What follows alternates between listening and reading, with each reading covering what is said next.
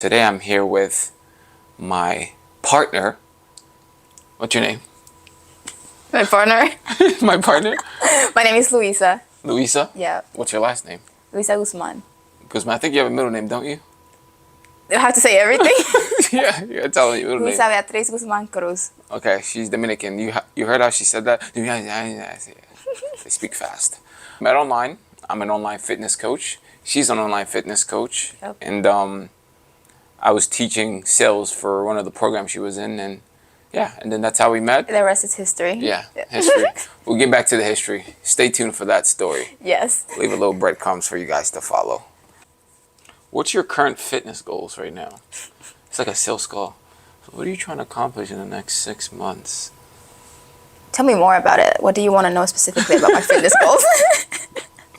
Like, yeah, what do you want? How do you want to look? How do you want to feel? Well, summer is coming, so I think that we all tend to want to cut We all? throughout this season.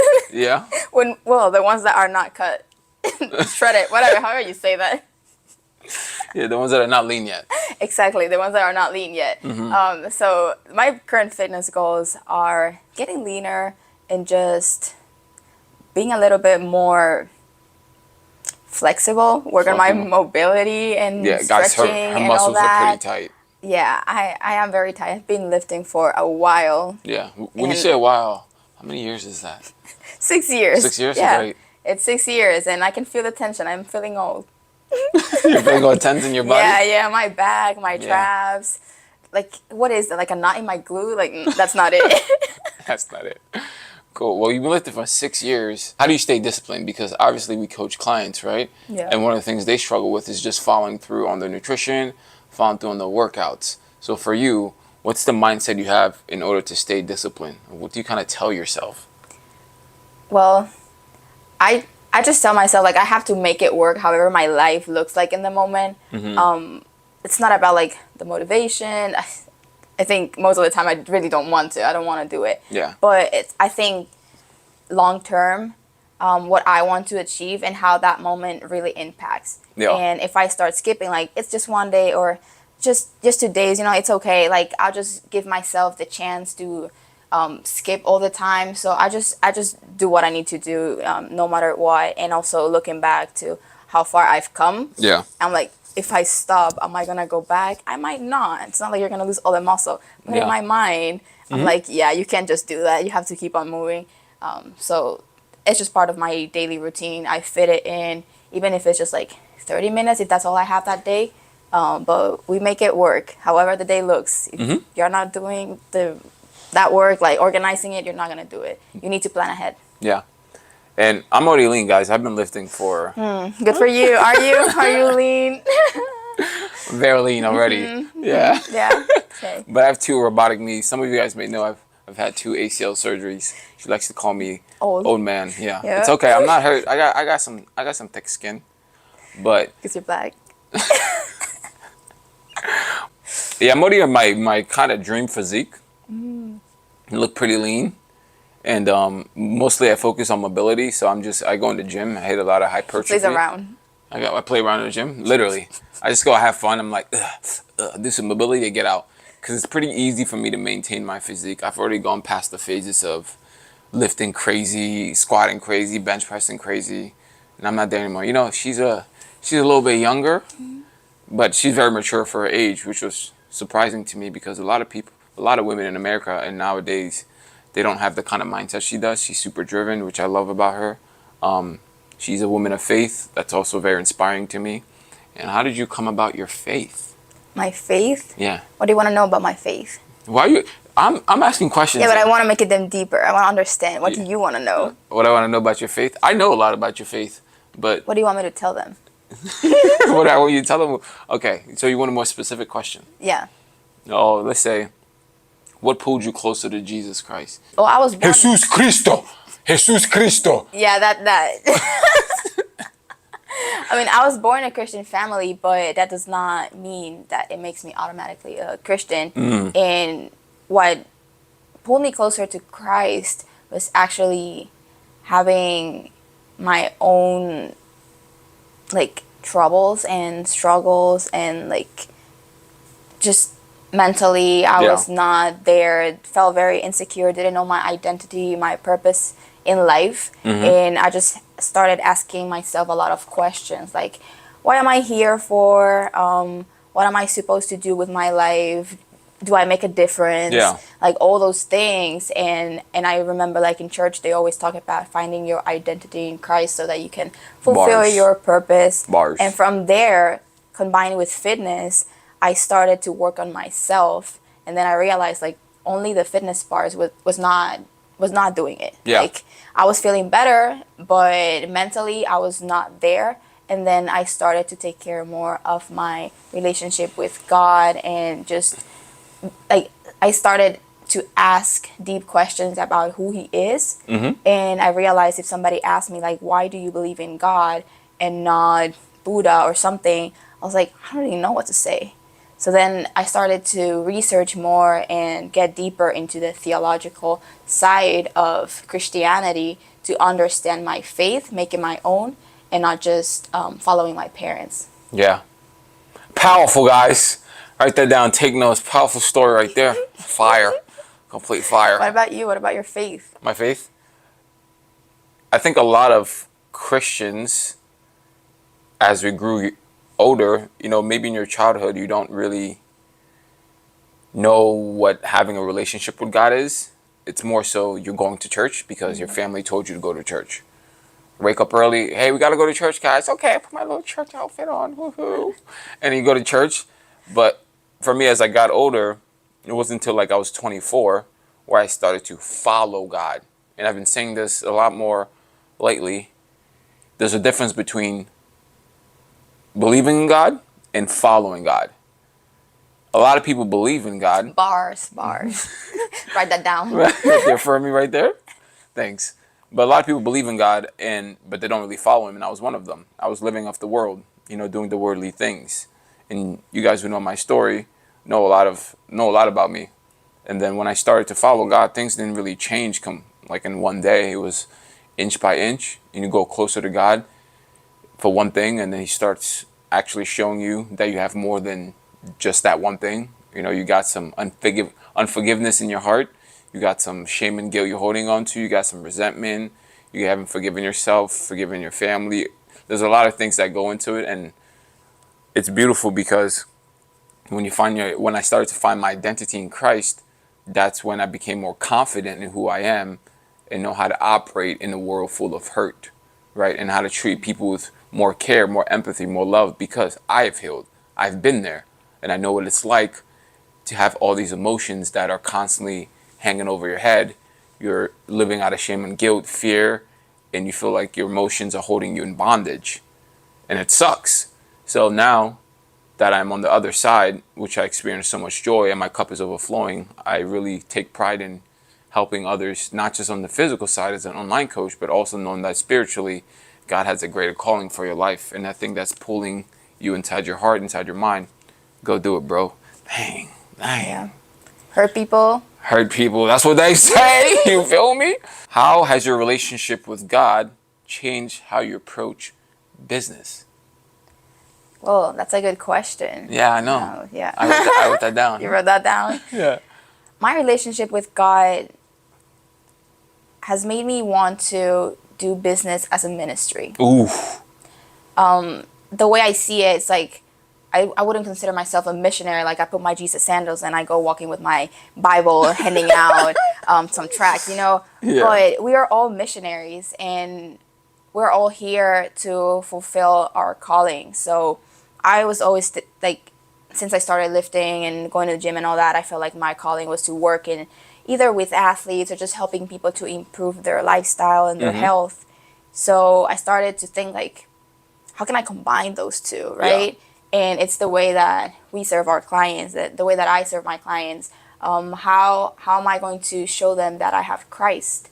How am I going to love them correctly? Also, not just wanting business for the money and not being so ambitious and making money a god and just looking towards like, how can I benefit from this business? But also be in alignment. Yeah. If you want to do a partnership with somebody, like where are their values? Like what's their business about. If you're gonna hire a business coach, you also have to be aligned. You can't be just taking advice from somebody that you don't even want their lifestyle, or you don't want like really what they want. Yeah. You have to be fully aligned so that God can use you to the max potential. Yeah. So You said something really powerful. You said how you serve your clients in a Christ-like way. And a lot of times that comes with love, but tough love as well. yeah, Because Jesus was the same way. You know, he wasn't just, ooh, doo, doo, doo, doo. Yes, I love you, hug you. Okay, it's everything. It's okay. No. Like, there's times where you have to be honest with your clients who are not doing the work. And that comes with being accountable and pointing out the truth. Hey, dude, you've not been working out for the last 2 weeks. Don't track your food. And it's like, you're either going to do it so you can get to your goals, or you're not. But I'm here to support you through it. Just like God, he's going to give you a seed. He's going to be there with you, hold your hand through the fire. But you also have to start walking, right? A lot of us don't start walking. We stay still like, Jesus, save me. Do this miracle in my life. He can do miracles. But you need to do your part. like patient, but in a passive way. It's different than being patient but active. Like you're still waiting for God to give you the answer. You're still waiting for God to guide you and redirect your path, but you're working towards it. And I think that's like where most people think that, oh, God's not working in my life. I don't see God. Where is God? Because they just ask for things and hope for God to hand them to them. Yeah, yeah. Like you don't understand that you don't deserve it. Like it's a gift from God. Yes. But if you want it, like you have to put the work in. Yeah. Got to put the work in. Can't be lazy. I think it says in the Bible, being lazy is a sin. Yeah, it really is. I don't know what the verse is, but you know how you try to say something and you're like, that one verse, you know, in that one part. It's somewhere there. It's right there. It really is. Yeah. Cool. Work is not a sin. Yeah, work is not a sin. You have to know when to rest, but you can't just like work, and think that you're going to do everything through your own power. You do the work, but God opens the doors. Yeah. There's rooms that I've been in, I'm like, what am I even doing here? I don't even know how that happened. But then you look back, it's because you're a child of God and you're being obedient. So he makes a way for you. He can always make a way. So you got to ask, you got to pray, you got to serve. And as you're being obedient, you just see how things are starting to happen in your life that you never thought could happen. Or it's even bigger than what you think. Right? Because we have our own goals, we have our own playbook, we have our own desires. And the closer you get to Christ, his desires for you start becoming yours for your life. It's a really beautiful thing. Yeah. And you should try it out. If you haven't given your life to Christ, this is a moment for you to really think about that. You know? Yeah. If you want to reach out for prayer, you want to talk about it, we're here for you. And I would love to help and guide you in any way I can. So God bless you. That was the Spirit. Just told me to say that. Yeah. My beautiful Dominican woman. Are we allowed to kiss on camera? We can kiss on camera, right? Yeah, we can kiss on camera. We can kiss on camera. How do you keep God at the center when things get busy? When your life is like, you got all this going on. You're like, dang, I haven't prayed. Yeah. Or I haven't, spent some time with God. That's a good question. I'll be asking a good question, huh? Yeah, you'll be asking a good question. Sales guy. Just a chill sales guy, by the way. God is not something that I have to check off my list. Ooh. Because God is not a thing. Yeah. It's not like, oh, read my Bible, check. Yeah. Prayed, check. Like, he just has to be part of your day. So for me, I try to pray, like, right when I wake up. But even if I don't do that, it's not like, oh, my day's thrown away or something. Like, I'm just constantly talking to God. Yeah. Like, if I'm walking, if I'm showering, getting ready, like, I'm just having a conversation. Like, it's a relationship. And I always have a dialogue with God. Instead of, like, listening to, secular music or something, like, while I'm doing my laundry or even in the gym. Like, I actually enjoy so much lifting and listening to worship. Like, it just hits different. And even if it's like in the morning, specifically like at 6 a.m., I'm like, what else am I going to be listening to than God? Like, there's nothing else that I want to listen to at this time. But it's just, I include my relationship with God in everything I do. And it's not like I have to set specifically a time. But once things slow down a little bit, like maybe I have 2 days like back to back, very busy. And I'm like, okay, I need to actually just take an hour and sit. And for me, that moment, it's taking long showers. Yeah. And I'm gonna take a long shower that I can cry and my face recovers. I can pray, I can sing. You know, like it's just you and God.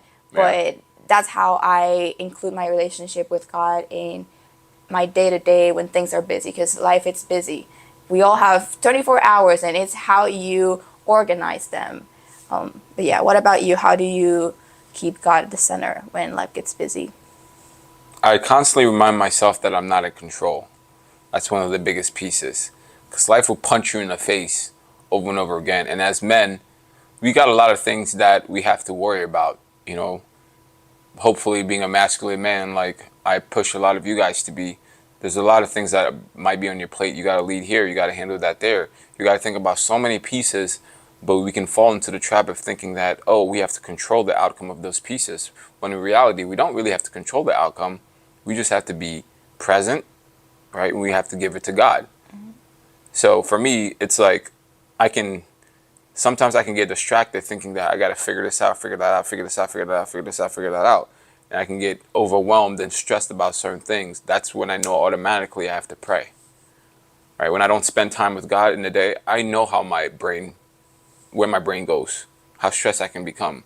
And that's an automatic reminder. I go pray, or I go read the word. And my morning routine is very, very important.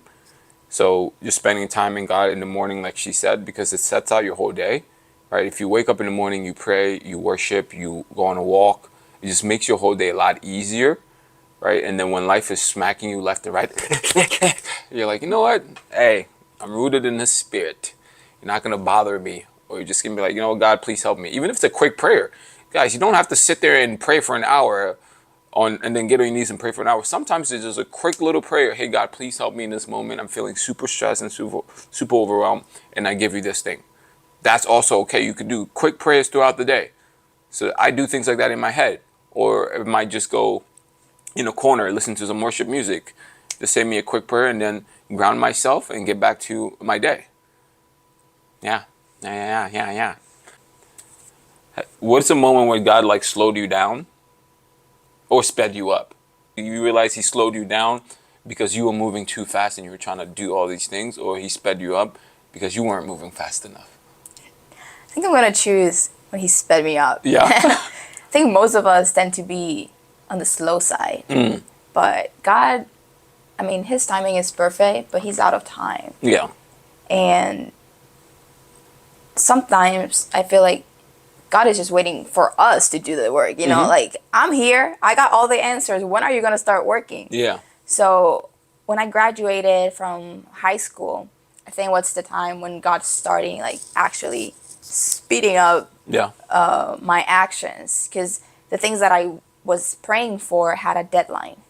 Like, I'm from Dominican Republic and I wanted to study abroad, and I didn't have the money, I didn't have the scholarships, and a lot of things were not figured out. But I decided that I wanted to come to the States just like 3 months before starting. It's tough. I didn't apply to any university in my country because I was like, this is my plan A, it gotta work. And I had to like actually work on, you know, like getting the papers, applying, back and forth emails, calling, and all that kind of stuff. And since then, I think that God has me like in a stretch, just like constantly, like Luisa, come on, put the work in. Every semester, like school semester, I see it like, okay, what are the challenges here? And I go back home, come back, and I see God again putting another mission, and it's like, put the work in. You have like 4 months to do this. Yeah. Or like, come on, you have 1 month. You have this conversation. It's tough. Come on, when are you gonna have it? Yeah. And it's having that mentality of, if I don't have a deadline, I'm not doing it. So God has really been putting me in a stretch when it comes to having deadlines and doing what it takes to get it fulfilled by that time. Ooh. Yeah. Yeah. And there's moments and seasons where you need to slow down or you need to speed up. And it's kind of recognizing that, not by yourself, by having a conversation with God. You know, and how do you have a conversation with God? Through prayer. How do you know if it's God's voice talking? Through reading the word. Because the enemy knows God's word and he knows how to twist it to make you think otherwise. So we might go to God for a certain thing. Oh, I'm going to pray about this. And then once you do pray, maybe you get some clarity. and then you go talk to some people, and they instill doubt, fear in your mind, and then they slow you down. Right? And God might speak a word over your life, and you're like, dude, I'm gonna go get it. I'm ready. I'm fired up. And you get slowed down. But I've realized in my life, I'm like an action taker. So I just wanna go, go, go. Are you? Get, give, do. So in that, it made me think that I could control outcomes by the actions I'm taking. But no, realizing that I can slow down to have conversations with God about my finances, about my relationship, about certain things in my life, so I can get more clarity. And sometimes slowing down is a lot better than trying to do things so fast. Because once you slow down, you can actually start appreciating the little things. You can start appreciating the tough times you're going through. You can find joy in those times. It's like, this is hard, but I'm grounding myself and I'm having a conversation with Jesus Christ to know which direction I should take. And he might not give that answer right away. It might be, hey, take 2 weeks. Maybe you got to fast a little bit. And then you get clarity and then you start, oh, cool. If I didn't slow down to do this, I would have missed that. Right? So ultimately, you just have that relationship with God. And we're going to transition into sales. Sales. We like that. I love sales. Yeah. I don't know about you yet. You love sales? Yeah, I do. Okay. What do you like about sales? You've helped me also to How so? to shift my mindset around it. Yeah? Sales is not a way of manipulating people, but it's a way of serving them and helping them. If you have a product or a service, you're trying to meet them where they're at, and they're looking for your help somehow. Because you're still learning, you're still Yeah. getting into it. You know, we all have ways to improve. For you, what do you find tough about sales? It's not wanting to sound like prideful, like, oh yeah, this is the best thing. You have to come to me or something. I think sounding prideful, but also shutting my mouth. You guys, she talks a lot. I thought I was a talker until I met this woman. Yeah, but it's great. Yeah, like I do talk a lot, and I get excited and eager, and I want to respond back. I'm like, okay, no, this is your time to shine. When I'm talking to somebody, if you have a sales call or something, you need to listen and not just listen to come back with your story, but to understand and come from an empathetic, like in an empathetic way, understand where they're coming from, and also be able to serve them where they're at. So that's been something that I've been working on, like the listening and not being so eager to respond. For sure. I had to learn to myself, because I'm a talker. I didn't think I'd meet somebody that's like matches my energy in terms of yapping. But I talk a lot, and I had to learn how to shut my mouth and really listen, because when you really listen, you can understand more, right? And people love talking about themselves. So some few tips for you. Sales is life. Every time you walk into a store, you're talking to that cashier, you're in sales. That's a conversation, and you can impact them. And even in your relationship, you can use sales ability to guide your woman or listen to your husband or your boyfriend, whatever it is, because then you have empathy for the situation. You listen to understand, not to respond, right? You're patient. You don't judge. You have compassion. All those attributes you can take in every single area of your life. So you'll be seeing a lot of our beautiful faces around and our funny vibes. If you want to be on a journey with us, amazing. We would love for you to support us. Like it, comment, subscribe, share with a friend, with your dog. Force your dog to watch it. Force your lizard to watch it. Your bird. Yeah, all that good stuff. But we love you guys, and we pray that Jesus intercedes in your life in ways that you could have never imagined. God bless, and peace. See you next time. See you next time.